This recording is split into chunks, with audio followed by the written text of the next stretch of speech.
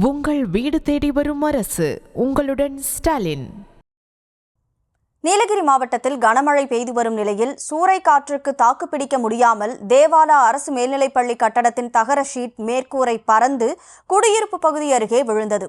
இது தொடர்பான கூடுதல் விவரங்களோடு செய்தியாளர் ஞானசேகர் இணைப்பில் இருக்கிறார். ஞானசேகர், வணக்கம். சூறைக்காற்றுக்கு தாக்குப்பிடிக்க முடியாமல் மேற்கூரை பறந்து வந்து விழுந்திருக்கிறது. இதனால் அங்கு எந்த அசம்பாவிதமும் நடைபெறவில்லையே? நீலகிரி மாவட்டத்திற்கு இன்று மிக கனமழைக்கான ஆரஞ்சு அலர்ட் எச்சரிக்கை விடுக்கப்பட்டுள்ள நிலையில் மாவட்டத்தில் கூடலூர், பந்தலூர் சுற்றுப்பகுதிகளில் காற்றுடன் மிதமான மழையும், அவலாஞ்சி, பைக்காரா, தேவாலா போன்ற சில பகுதிகளில் சூறாவளி காற்றுடன் கூடிய கனமழை பெய்து வருகிறது. இந்நிலையில் கூடலூர் அடுத்துள்ள தேவாலா பகுதியில் இரவு முதல் நேற்று பலத்த காற்றுடன் கனமழை பெய்து வருகிறது. இதன் காரணமாக நேற்று நள்ளிரவு தேவாலா அரசு மேல்நிலைப் பள்ளியின் வகுப்பறை மேற்கூரை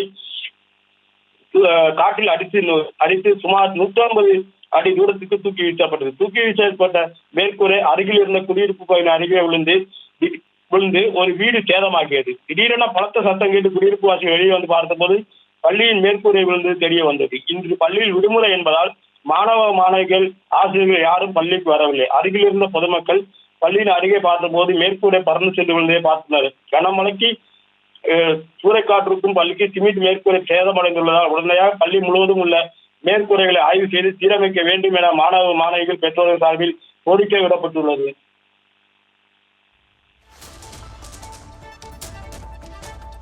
விவரங்களுக்கு நன்றி ஞானசேகர். உங்கள் வீடு தேடி வரும் அரசு. உங்களுடன் ஸ்டாலின்.